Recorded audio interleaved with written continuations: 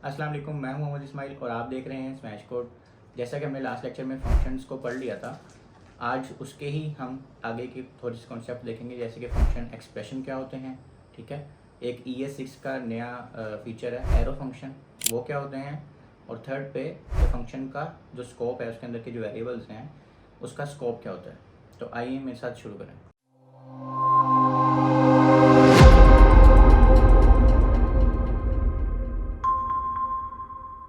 तो जैसा कि हमने लास्ट लेक्चर में फंक्शंस को पढ़ा था, ठीक है, और हमने सारे कॉन्सेप्ट उसके ले लिए थे, कुछ कॉन्सेप्ट उसके रह गए थे, वो हम आज के लेक्चर में देखेंगे।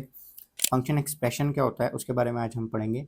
अ JavaScript function expression is a way to define function by assigning it to a variable, यानी कि अगर हम फंक्शन को किसी वेरिएबल के अंदर रख दें, ठीक है, तो उसको हम फंक्शन एक्सप्रेशन कहेंगे। ठीक है, इसको मतलब हम डायरेक्ट डिफाइन भी कर सकते हैं फंक्शन, जैसे हमने पिछले लेक्चर में देखा है, पर हम किसी फंक्शन को वेरिएबल के अंदर भी स्टोर कर सकते हैं। ठीक है, और इसमें क्या है, जैसे फंक्शन को डिक्लेयर करते थे पहले हम, ठीक है, उसमें हम एक नेम भी लिखते थे फंक्शन का, तो इसमें नेम मैंडेटरी नहीं है, ज़रूरी नहीं है, आप लिखना चाहें लिख दें, लेकिन ना लिखना चाहिए तो ना लिखें।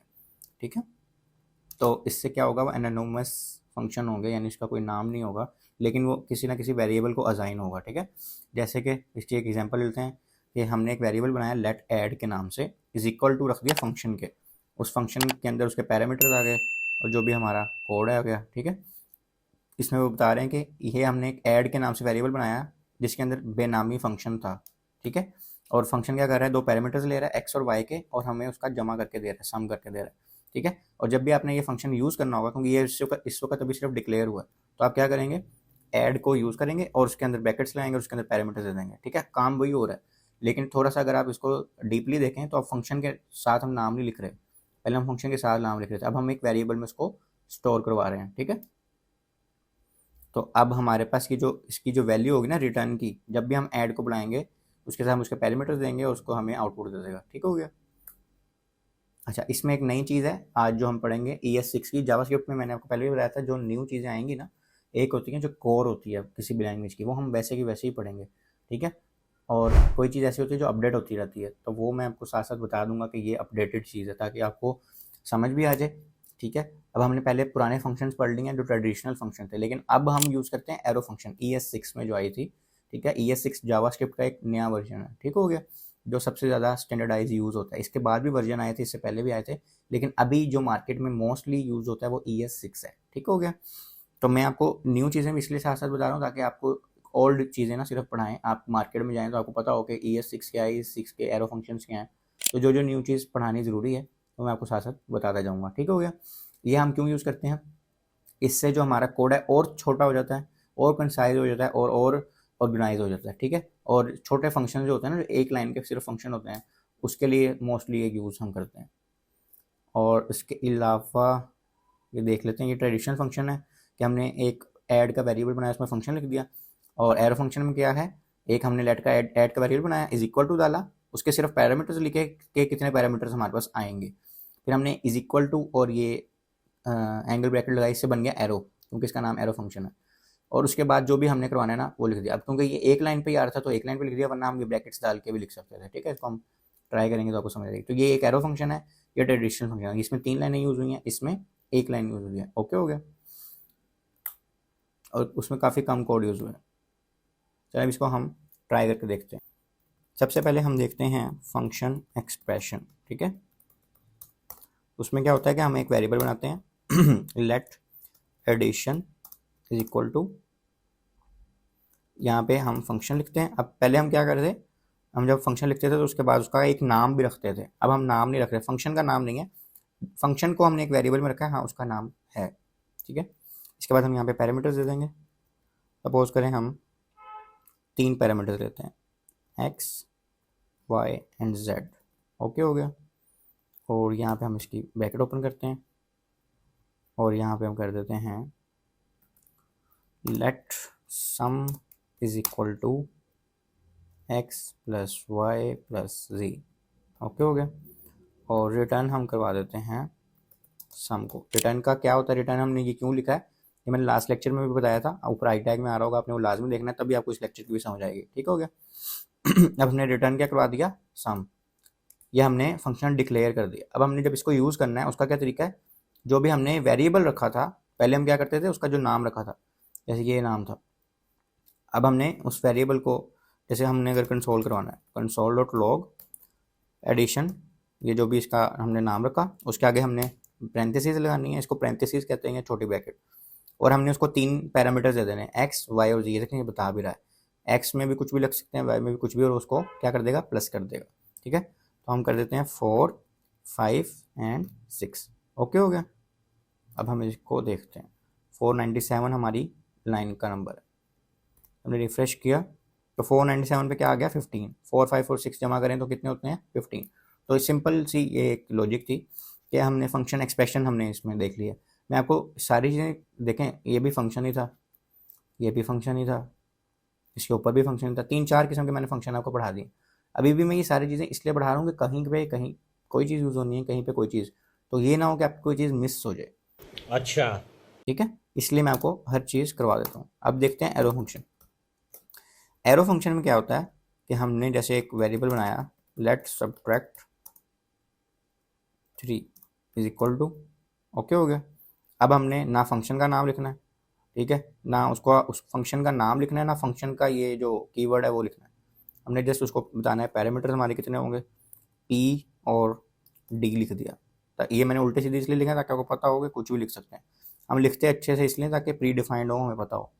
आप यहाँ पे मतलब एक्चुअल जब आप काम कर रहे हो तो आपने बताना है कि आप क्या ले रहे हैं। सपोज करें आप इनपुट ले रहे हैं, ठीक है, इनपुट 1, इनपुट 2, इस तरह करके प्री डिफाइंड वेरिएबल्स के नाम, ये पैरामीटर्स के नाम, हर चीज़ के नाम प्री डिफाइंड हो जाएंगे। वो बहुत बड़ा कोड हो जाता है, फिर आपको याद नहीं रहता कि अच्छा मैंने क्या लिया था, किसके लिए लिया था। ठीक है, अच्छा हमने ये लिख दिया, इसके बाद हमने ये लगाना है, और ये हमारा बन गया एरो फंक्शन। अब इसके बाद उस फंक्शन के अंदर बॉडी में क्या लिखना है, जैसे ये बॉडी के अंदर ये जो लाइनें थी ना, तो अब हम सपोज करें हमने सिर्फ रिटर्न करवाना है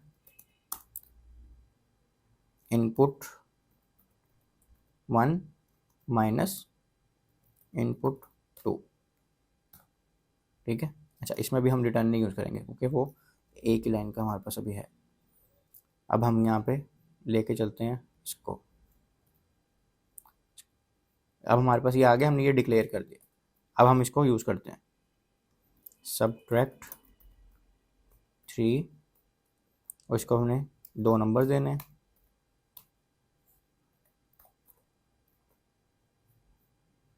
ठीक है, और क्योंकि अब हम इसको कंसोल वगैरह कुछ भी नहीं करवा रहे, वैसे ये फंक्शन अब चलेगा। ठीक है, पर हम इसको भी कुछ करवा नहीं रहे, तो यहाँ पे अभी आपको शो नहीं होगा। तो हम इसको अगर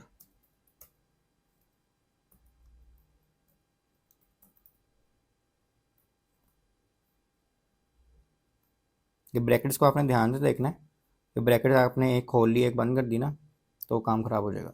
ठीक है, तो ये जो ब्रैकेट्स आ रही है ना, इसको इजी नहीं लेना, जो शुरू करनी है उसको ख़त्म भी करना है आपने। ठीक है, अच्छा अब हमने देखा कि यहाँ पे हमने कंसोल करवा लिया। अब हमने इसको पैरामीटर दिए हैं 50 और 30, और उसको क्या कहा है कि ये 2 पैरामीटर आपको मिलेंगे। अब हमने यहाँ पे इसको आर्गूमेंट्स की शक्ल में ये वैल्यूज़ भी दे दी। इसको कहा पहला जो पैरामीटर है उसको दूसरे पैरामीटर में से माइनस कर दो। ठीक हो गया, अब ये एक लाइन में हमने पूरा फंक्शन लिखा हुआ। ओके, अब हमने यहाँ पे कॉल किया, उसको आर्गूमेंट्स दे दी। अब हम जाके अपना कंसोल देखते हैं, तो ये हमारे पास क्या आ गया, 50 माइनस 30 20। ठीक है, तो इस तरह हम अपने एरो फंक्शन यूज़ करते हैं। अब आपके पास सवाल ये आएगा, सपोज करें हमारे पास ये एक लाइन का ही है ना, हमने एक लाइन से ज़्यादा का करना हो तो हम क्या करेंगे। ठीक है, अच्छा एक और चीज़, ये अभी एक लाइन का है इसलिए हमने रिटर्न नहीं लिखा इसमें। ठीक है, यानी जैसे हमने इसमें रिटर्न लिखा था ना, इसमें हमने रिटर्न नहीं लिखा क्योंकि ये एक लाइन पे ही है। अब हम अगर इसको एक और बना देते हैं फंक्शन,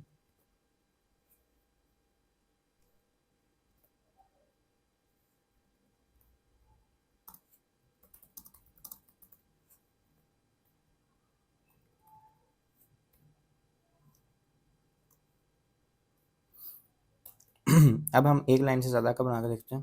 ठीक है, यहाँ पे हम लगाएंगे ब्रैकेट, और यहाँ पे भी हम लगाएंगे ब्रैकेट। ठीक है, इसको हम पहले लाइन पे लेके सपोज हम इसको एक वेरिएबल में रख लेते हैं, let y4 is equal to input 1 minus input 2, या रिजल्ट लिख देते हैं यहाँ पे।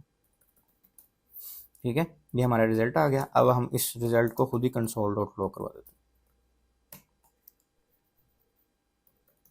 या चलें इसको भी नहीं करते, और यहाँ से रिटर्न कर देते हैं रिजल्ट, या चले मैं रिजल्ट आपको इसको ऐसे करके दिखाता हूँ, आपको पहले गलत करके दिखाते हैं फिर सही। अब हम क्या कर रहे हैं कि हम दो पैरामीटर्स ले रहे हैं, उन पैरामीटर्स को माइनस कर रहे हैं और उसका रिजल्ट एक और वेरिएबल में हम स्टोर करवा रहे हैं। अब यहाँ पे हम कंसोल जैसे हमने पहले कराया वो करवाते हैं। फंक्शन से बाहर आए और यहाँ पे हमने 40 30 दे दिया और ये फंक्शन का नाम subtract4 हो गया। ओके हो गया। अब हम जाकर देखते हैं तो यहाँ पे क्या आ रहा है, अनडिफाइंड। क्यों अनडिफाइंड आ रहा है? हालांकि हमने रिजल्ट भी ले लिया, सब कुछ कर लिया, लेकिन हमने रिटर्न यूज़ नहीं किया। तो अब हम यूज़ करेंगे रिटर्न रिजल्ट। जो भी रिजल्ट में यानी कि होगा वो अब यहाँ पे दिखाओ, आप भेजो वापस। तो अभी देखें 50 - 40 क्या आ गया जवाब, सॉरी 40 - 30 क्या जवाब आ गया, 10। तो हम रिटर्न का ये काम है, अगर आप एक लाइन से ज़्यादा फंक्शन लिख रहे हैं तो आपने रिटर्न लाजमी यूज़ करना है, ठीक है। तो ये हमारे हो गए फंक्शन एक्सप्रेशन और एरो फंक्शन। इसके बाद हम देखते हैं हमारे पास क्या चीज़ है। अच्छा, इसके बाद हमारे पास है फंक्शन स्कोप, ठीक है। अब मैं इतनी देर से वेरिएबल्स बना रहा हूँ, कभी किसी नाम से कभी किसी नाम से, और आप कंफ्यूज हो रहे होंगे, ठीक है। अब उसका आपको मैं स्कोप बता देता हूँ। हमने स्कोप पहले भी पढ़ा हुआ है, ठीक है, कोई नई चीज़ नहीं है। जब हमने पढ़े थे मेथड्स पढ़े थे जो अरिथमेटिक ऑपरेटर्स थे, उसमें हमने स्कोप वगैरह पढ़ा था। अब देखते हैं इसमें क्या है। वेरिएबल्स के स्कोप की बात हो रही है तो दो किस्म के स्कोप हैं, ग्लोबल स्कोप और लोकल स्कोप। ग्लोबल स्कोप में क्या होता है कि फंक्शन के बाहर जो वेरिएबल बनेगा, यानी एक तो फंक्शन के अंदर हम वेरिएबल्स बना रहे हैं, फंक्शन के बाहर बना रहे हैं, तो वो क्या होगा, ग्लोबल स्कोप होगा। ग्लोबल स्कोप कहीं पे भी, जो ग्लोबल स्कोप के वेरिएबल हैं वो कहीं पे भी असेस हो सकते हैं। उसको हम फंक्शन के अंदर भी यूज़ कर सकते हैं, फंक्शन से बाहर भी यूज़ कर सकते हैं, ठीक है। याद रखना है ग्लोबल स्कोप वाले वेरिएबल्स फंक्शन से बाहर बनते हैं। अब उसके अलावा ग्लोबल वेरिएबल कहीं पे भी, पूरी आपकी वेबसाइट में कहीं पे भी आप इंटायर प्रोग्राम के अंदर यूज़ कर सकते हैं, ठीक है। लेकिन जो फंक्शंस के अंदर बनते हैं उनको कहते हैं लोकल स्कोप के वेरिएबल्स। वो सिर्फ फंक्शन के अंदर ही यूज़ हो सकते हैं, वो फंक्शन के बाहर यूज़ नहीं हो सकते, ठीक है। उनका लिमिटेड लाइफ स्पैन होता है। जब फंक्शन एग्जीक्यूट हो जाता है उसका वेरिएबल भी वो खत्म हो जाता है। जब दोबारा आप एग्जीक्यूट करेंगे फंक्शन को तो दोबारा वो आ जाएगा, लेकिन एक टाइम के लिए वो एक वक्त खत्म हो जाता है। इसकी एग्जाम्पल देख लेते हैं। ये हमारे पास है ग्लोबल स्कोप, ठीक है, लेफ्ट साइड पे। अब हमारे पास एक वेरिएबल हमने बनाया, let global var is equal to 10। Function हमने न्यू एक फंक्शन बनाया, उसके अंदर हमने कंसोल करा दिया ग्लोबल वार को, ठीक है। तो उसने जब हम फंक्शन को कॉल करेंगे तो उसने आउटपुट में बता दिया 10। हालांकि ये वेरिएबल हमने फंक्शन के अंदर नहीं बनाया, फंक्शन से बाहर बनाया। अब हम चलते हैं लोकल स्कोप पे, ठीक है। अच्छा, अब हमने ये माई फंक्शन यूज़ किया, फंक्शन के अंदर भी उसने जवाब दे दिया, और हमने फंक्शन के बगैर सिर्फ ग्लोबल वार को कंसोल करवाया तो उसने उसका भी जवाब दे दिया। लोकल स्कोप में हमने एक फंक्शन बनाया, उसके अंदर हमने वेरिएबल रखा लोकल वार, उसकी हमने वैल्यू रख दी 20। तो कंसोल करवाया लोकल वार को तो आउटपुट क्या आ गया, 20, ठीक है। ये हमने फंक्शन के अंदर ही कर रहे हैं। अब फंक्शन से बाहर आ गए हम। अब हमने माई फंक्शन को कॉल किया तो आउटपुट हमारे पास क्या आ रही है, 20। क्यों आ रही है कि माई फंक्शन के अंदर हमने लोकल वार एक वेरिएबल बनाया था और उसी को वहीं पे कंसोल करवा रहे थे। अब हम लोकल वार को आउटसाइड ऑफ द फंक्शन बुला रहे हैं, लोकल वार को कंसोल करा रहे हैं, तो उसने क्या दे दिया, एरर। क्योंकि ये जो वेरिएबल है ये फंक्शन से बाहर यूज़ ही नहीं हो सकता। देखें यहाँ भी वो वेरिएबल नहीं यूज़ हुआ, यहाँ फंक्शन कॉल हुआ, फंक्शन ऑलरेडी यहाँ पे कंसोल हो रहा था, सॉरी वेरिएबल, तो उसने उसका आउटपुट 20 दे दिया, ठीक है। तो इस तरह ये हमारे ग्लोबल स्कोप और लोकल स्कोप होते हैं। इसको भी हम ट्राई करके देख लेते हैं। अच्छा, अब ये देखें, जैसे कि मैंने ये एक वेरिएबल बनाया रिजल्ट के नाम से, ये रिजल्ट को मैं यहाँ यूज़ कर रहा हूँ फंक्शन के अंदर, ठीक है। और ये देखें यहाँ पे मैं कंसोल करा रहा हूँ। अब मैं अगर यहाँ पे भी कंसोल कराऊँ,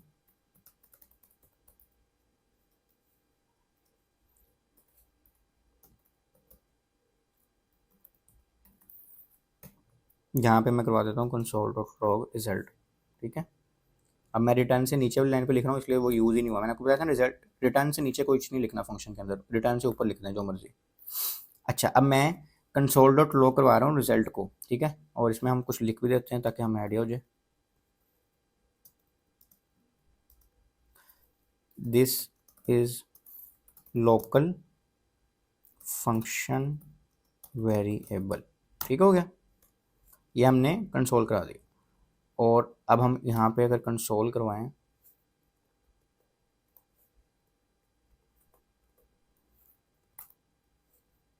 यहाँ पे हम सिंपल इस वेरिएबल को कंसोल करने की ट्राई करते हैं, local variable outside of function plus, और इसको रिजल्ट का नाम है ना इसका, ये हमने रिजल्ट कर दिया। और इसको बोल के ना हम नाम थोड़ा सा डिफरेंट कर लेते हैं क्योंकि रिजल्ट का कोई हमने पहले भी बनाया हो शायद। इसको कर देते हैं 456।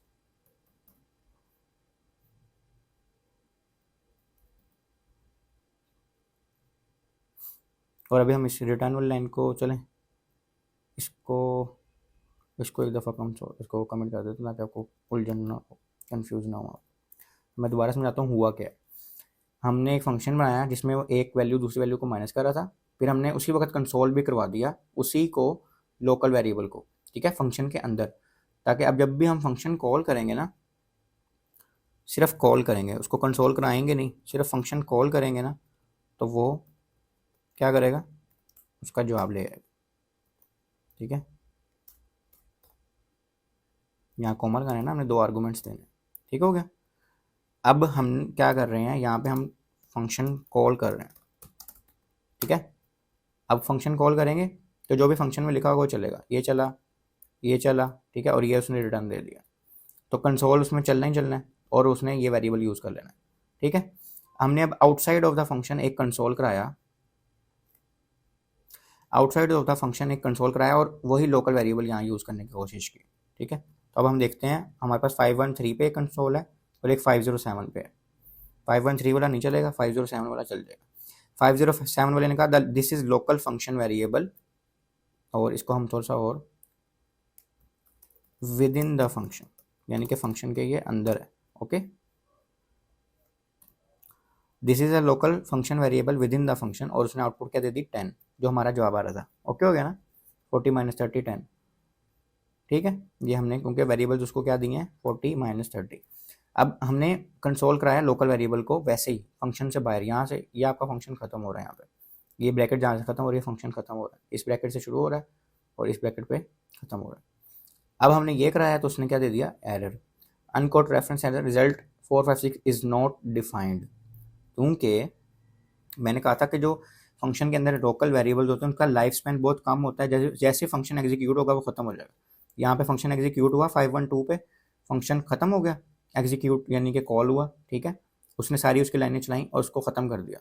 ठीक है, और जो वेरिएबल था उसको भी ख़त्म कर दिया, अब उस वेरिएबल का कोई वजूद ही नहीं, इसलिए उसने कहा कि वो डिफाइंड ही नहीं है। जब आप कोई वेरिएबल ऐसे बना दें, ठीक है, मैंने कोई कंसोल करा दूं, कंसोल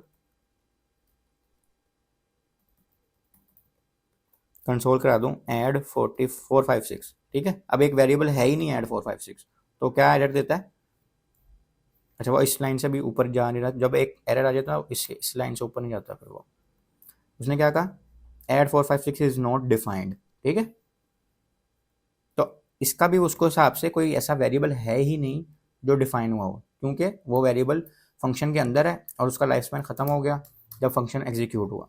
तो इसको कहते हैं लोकल स्कोप, इसको क्या कहते हैं, लोकल स्कोप। अब हम आते हैं ग्लोबल स्कोप के ऊपर। अब मैंने एक वेरिएबल बनाया, चलिए यहाँ पे बनाते, let result is equal to 332 is equal to 39। Okay हो गया। अब इस रिजल्ट 332 को मैं कहीं पे भी यूज़ कर सकता हूँ। ओके, मैं यहाँ पे कंसोल कराता हूँ, कंसोल, इसको यहाँ पे ले लेते हैं, दिस इज अ ग्लोबल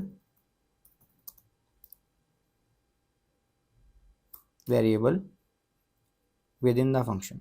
ठीक है, और क्या नाम है उसका, रिजल्ट 332।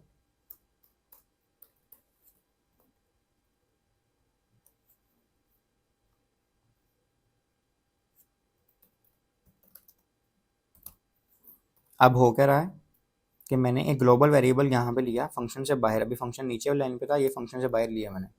ठीक है, और उसकी एक वैल्यू रख दी।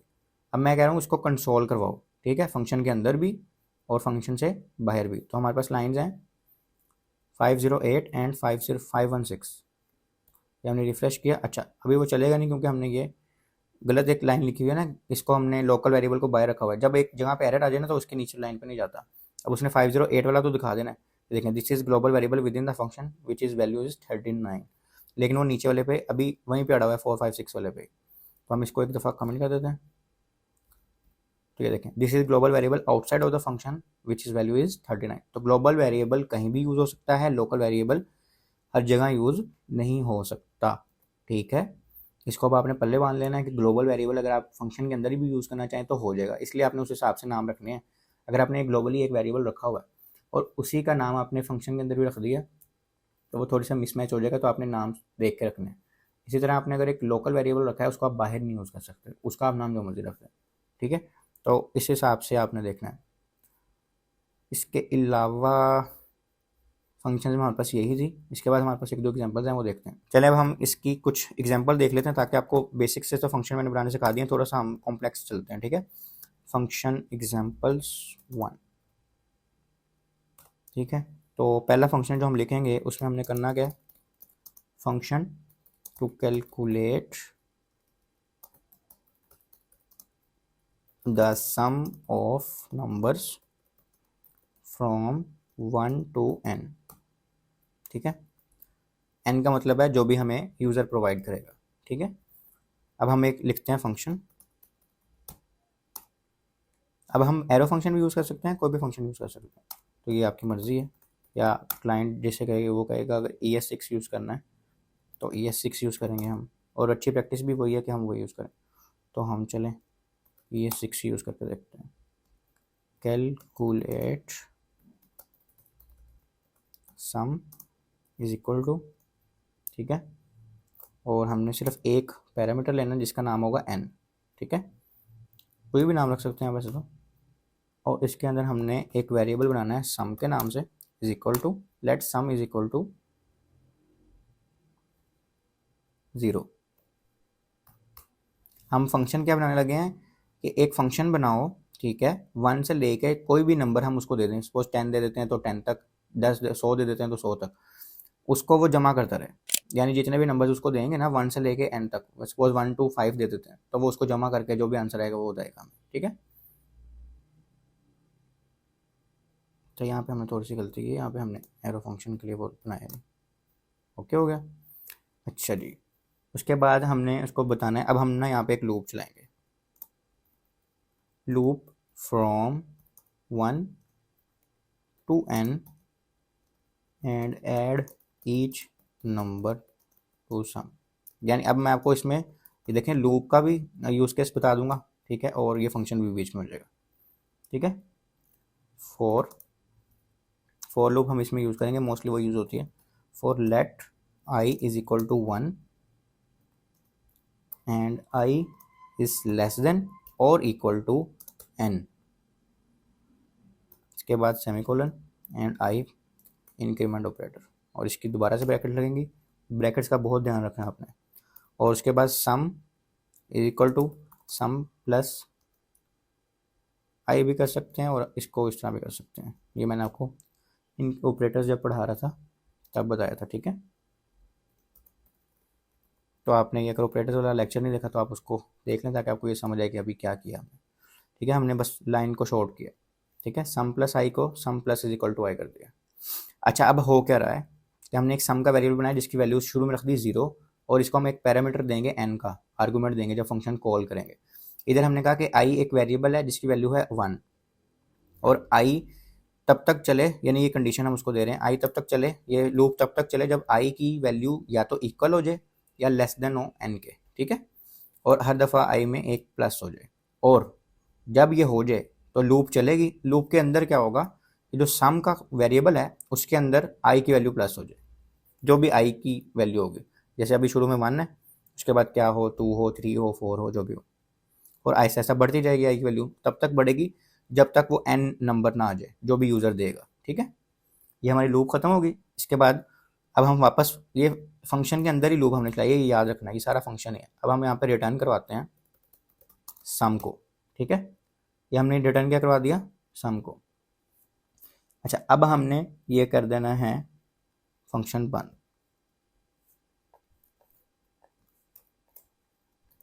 ओके हो गया। अब हम इसको यूज़ करके देखते हैं।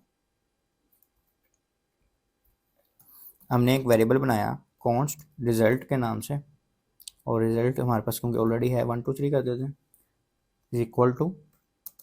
अब हमने अपना जो वेरिएबल था ना फंक्शन का जिसको हमने रखा था ये ये यूज़ करना है, क्योंकि अब हम फंक्शन को कॉल करने लगे। अब वो जो n नंबर है, यानी जो हमने n का एक पैरामीटर लिया हुआ है, उसको हम यहाँ पे और एज आर्गूमेंट सपोज करें 10 पास कर देते। ठीक है, हमने 10 पास कर दिया और ये अब हमारा फंक्शन कॉल हो गया। अब इस फंक्शन से जो हमें आंसर आ रहा है वो कहाँ पे आ रहा है, सारा कुछ होने के बाद इस सम के अंदर आ रहा है। ठीक है, रिटर्न क्या हो रहा है, सम। तो जो भी उसका आंसर होगा वो किसके अंदर सेव हो जाएगा, इसके अंदर, रिजल्ट 1 2 3 के अंदर। इसको हम डायरेक्ट भी कंसोल करवा सकते थे या अगली लाइन पे भी करवा सकते हैं। इसमें हम लिखते हैं sum of numbers from 1 to, अब हमें तो पता ही नहीं n नंबर क्या होगा ना, तो इसमें हम लिख देते हैं प्लस, बल्कि हमने इसमें तो दे दिया ना 10, खुद ही दे दिया, तो इसमें हम 10 लिख देते हैं 10। और यहाँ पे हम अपना जो भी हमने ये बनाया था वेरिएबल जिसमें हमारे पास फंक्शन से जो जवाब आ रहा है वो स्टोर हो रहा है, वो लिख देते हैं। ठीक है, और इसके बाद हम देखते हैं हमारे पास आंसर क्या होता है। ठीक है, आपको समझ आएगी ना, हमने एक फंक्शन बनाया एरो फंक्शन, उसके अंदर हमने एक पैरामीटर लिया सिर्फ, एक वहाँ पे वेरिएबल बनाया सम के नाम से जिसकी वैल्यू होगी 0। फिर हमने एक लूप चलाई कि भाई जो भी आपके पास यह नंबर आएगा ना, आपने तब तक एक लूप चलानी है। ठीक है, और हर दफ़ा 1 से शुरू करनी है। ये 1 से हमने कहा ना, क्योंकि हमें शुरू में हमने कहा है कि 1 से लेके n नंबर तक, बेशक वो 2 हो, 1 से लेके 2 तक चलेगी फिर। और जब भी जो भी नंबर होगा ना आई का, क्योंकि हर दफ़ा आई में एक प्लस हो जाएगा, यानी 1 2 3 4 5 इस तरह चलेंगे, तो हर दफ़ा इसमें एक प्लस होता जाए। फिर अब सम की वैल्यू होगी 2, फिर एक 3 आ गया, तो 3 और 2 कितने हो जाएंगे 5, फिर 5 के बाद अगला नंबर आएगा 4, तो 5 और 4 9 हो जाएंगे। इस तरह एक एक करके प्लस हो जाए और आखिर पर जो भी सम की वैल्यू हो उसको रिटर्न करवा दो, और फिर हमने उसको कंसोल करवा दिया। ठीक है, अब हम जाके कंसोल देखते हैं। Sum of numbers from 1 to 10, एक सेकेंड यहाँ स्पेस डालो, is sum of numbers from 1 to 10 is 55। ठीक है, कैसे, 1 plus 2 plus 3 plus 4 plus 5 plus 6 plus 7 plus 8 plus 9 plus 10, तो इसका जवाब क्या आएगा 55। ठीक है, तो ये उसने हमें करके दे दिया। अब देखें फंक्शन का एक्चुअल, देखें आप लूप कितनी मजे की चीज़ थी कि उसने 10 नंबर खुद ही चलाया, हमने लिखा एक दफ़ा ही, देखना ये लूप थी इतनी सी, उसने 10 नंबर्स को, हम इसको एक एक करके करते तो कितना लंबा कोड हो जाता। और अब हमने देखे ना, ये हमने सिर्फ चलाना है और हमारे पास काम हो जाना है। यानी ये देखें, मैं आपको बताता हूँ, ये हमने 2 लाइनों में किया, हम 1 लाइन में भी कर सकते थे।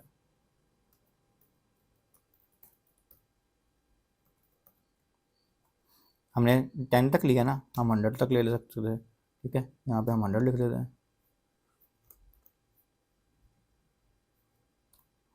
देखिए देखें, sum of numbers from 1 to 100 is 5050। अब फंक्शन से क्या कितना अच्छा काम हो रहा है कि हम एक दफ़ा फंक्शन बनाया है, सिर्फ उसका पैरामीटर चेंज कर रहे हैं और हमारे पास उसी वक्त पूरा फंक्शन चल जाता है। उसके लिए हमें अलहदा से पूरा फंक्शन लिखना नहीं पड़ रहा। ठीक है, तो ये फंक्शन का यूज़ केस था। ठीक है, ये देखिए इतना बड़ा नंबर भी उसने 1 सेकंड में कैलकुलेटर करके बता दिया कि 1000 दफ़ा उसने ये लूप चलाई है, ये 1000 दफ़ा लूप चली है और उसके बाद हमारे पास ये आंसर आ रहा है, और वो फ्रैक्शन ऑफ अ सेकंड के अंदर ये काम हो। तो ये बहुत पावरफुल चीज़ है जो मैं आपको सिखा रहा हूँ, तो आपने इसको ध्यान से समझना है और सीखना है। ठीक है, इसी तरह हम एक और एग्जांपल लेते हैं, फंक्शन एग्जांपल 2। अच्छा, इसमें हमने क्या करना है, इसमें हमने एक फंक्शन लिखना है, function to count the numbers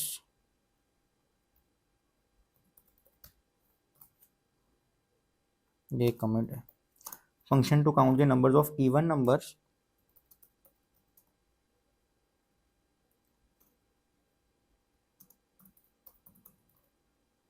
in N array. एक अरे में कितने इवन नंबर्स हैं उसको काउंट करना है, यानी उसमें 5 इवन नंबर्स हैं, 10 इवन नंबर्स हैं, ये काउंट करना है। ठीक है, तो हम यहाँ पे एक फंक्शन लिखते हैं, लेट काउंट, जैसे मैं नाम लिख रहा हूँ ना, अब मैं क्योंकि एक्चुअल आपको काम करके दिखा रहा हूँ, पहले मैं सिर्फ समझा रहा था, तो मैं पूरा नाम लिख रहा हूँ उसका। मैं ये XYZ भी कर सकता था ना यहाँ पे, पर आपने प्री डिफाइंड वेरिएबल्स के भी नाम रखने हैं और फंक्शंस के भी, या जहाँ पे भी आपने नाम रखना है ना किसी चीज़ का, तो वो प्री डिफाइंड होना चाहिए, समझ आनी चाहिए कि क्या है। ठीक है, यहाँ से हमें एक अरे मिल जाएगी, ठीक है, कोई भी अरे हो सकती है, इसका नाम हम कुछ भी रख सकते हैं। और उसके बाद हमने एरो फंक्शन बनाना है और ये हम अगले लाइन पे आ गए। ठीक हो गया। तो हमने करना क्या है, हमने एक वेरिएबल बनाना है काउंट के नाम से जिसकी वैल्यू इस वक्त 0 है। वो काउंट करता जाएगा ना, जो इवन नंबर होगा ना वो इसको सिर्फ काउंट करेगा, और नंबर्स को नहीं काउंट करेगा। हम बनाएंगे एक हम क्या बनाएंगे, लूप। और अब इसमें हम कौन सी यूज़ करेंगे, फॉर ऑफ लूप यूज़ करेंगे, ठीक है, क्योंकि वो अरे के लिए होती है। और सेकेंड, लेट नम, एक नम के नाम से हमने एक वेरिएबल बनाया और उसमें कहा कि नम का एक वेरिएबल बनाओ और उस अरे को उठाओ, ठीक है। ये जो अरे हम एज अ पैरामीटर दे रहे हैं ना, उसकी बात हो रही है, ठीक है। तो हमने यहाँ पे एक वेरिएबल बनाया कि नम होगा, ठीक है, और वो इस अरे में से चीज़ें उठाता जाएगा बारी बारी, ठीक है। और यहाँ से अब फॉर लूप की बॉडी शुरू होगी और यहाँ पे हम लगाएंगे कंडीशन, ठीक है, इफ एल्स, जो हमने पहले से पढ़ी हुई है। इसके लेक्चर भी पहले से मैंने लगाए हुए, आपने नहीं देखे तो आपने ऊपर आई टैग में आ रहा होगा, चेक कर लेना है, ठीक है। हमने कहा इफ नम, क्योंकि अब नम के अंदर ना बारी बारी जो भी अरे की वैल्यूज है ना, बारी बारी नम के अंदर बारी बारी आ रही हैं, तो हम इसको एक एक करके चेक करेंगे। इफ नम, ये मॉडुलस ऑपरेटर है। इसमें क्या होता है, अगर आप किसी चीज़ को किसी चीज़ से डिवाइड करें तो उसका जो रिमाइंडर आता है ना, यानी कि हमने 5 को 2 पे डिवाइड किया तो 2 2 ज़ार 4, ठीक है, तो ऊपर वाला तो 2 है, वो तो डिवाइड में हमारे पास आंसर आएगा ना, या 2.5 आएगा। जो नीचे आ जाएगा ना जवाब यानी कि 1 रिमाइंडर है, तो वो मॉडुलस ऑपरेटर में हमारे पास आंसर आता है। ये भी ऑपरेटर के लेक्चर में आपको बहुत डिटेल से बताया हुआ है। तो नम को हम करेंगे मॉडुलस, और हम कहेंगे 2 से, यानी कि 2 से आपने हर चीज़ को डिवाइड करना है। और अगर उसका जवाब इज इक्वल टू 0 आ जाता है, 3 दफ़ा इक्वल लगाएं, तो इसका मतलब होता है उसकी टाइप भी देखनी है और उसका वैल्यू भी देखनी है। तो क्या कर दो, अगर तो इफ़ ये ट्रू हो तो आपने काउंट में प्लस कर देना है, ठीक है, काउंट में एक प्लस कर देना है बस, यानी जो काउंट की वैल्यू है ना 0, उसमें 1 प्लस कर देना है। फिर अगली दफ़ा अगर दोबारा हुआ तो एक दफ़ा फिर प्लस कर देना। इस तरह करके हमने ये एक इफ़ स्टेटमेंट बनाई है। एल्स हमने इसमें नहीं लिखी, एल्स लिखनी हो तो हम एल्स भी लिख सकते हैं, वरना हमने ये इफ़ लिख दी। ठीक हो गया। इससे बाहर आ जाएंगे अब हम, और फंक्शन में रिटर्न कर देंगे काउंट को, ठीक है। और अब हम फंक्शन से भी बाहर आ जाएंगे और हम एक अरे बनाएंगे, const numbers is equal to, इसको भी हम नंबर 3 कर देते हैं ताकि हमने कहीं पे यूज़ ना किया। और हम यहाँ पे 1 से लेकर 10 तक एक अरे यूज़ कर लेते हैं,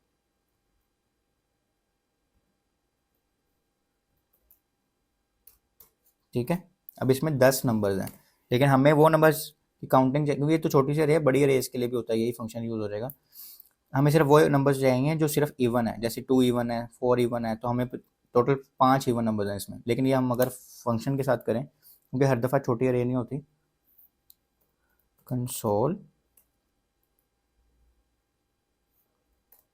डॉट लॉग, ठीक है, जो लिख देते हैं number of even numbers in the अरे आर, ठीक है।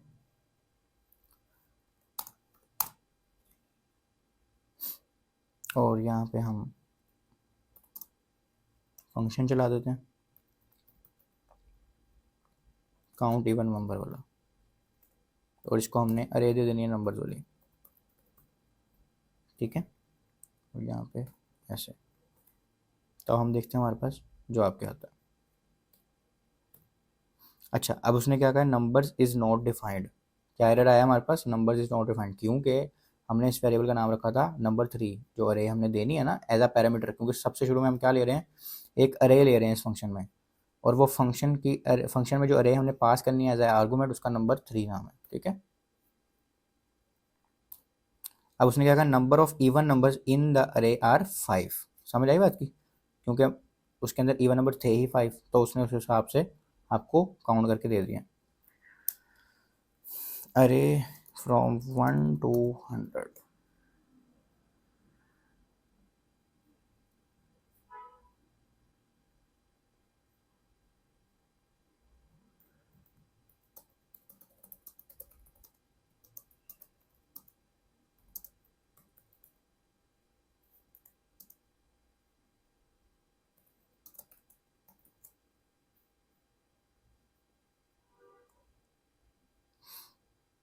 ये चेक करते हैं, इनको यूज़ करते हैं अगर सही से कॉपी हो जाए।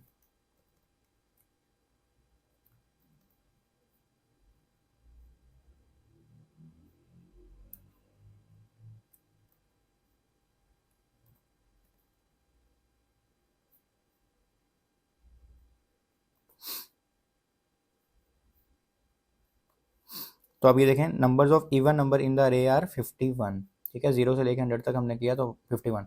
तो यानी कि जितनी मर्जी बड़ी अरे आप उसको दे दें, उसने काउंट करके बता देना कि इवन नंबर कितने हैं।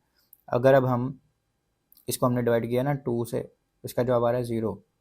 और अगर इसको कर दें नॉट इक्वल टू 0, ठीक है, नॉट इक्वल टू 0 होगा तो इसका मतलब क्या होगा, वो ओड होगा नंबर। ठीक है,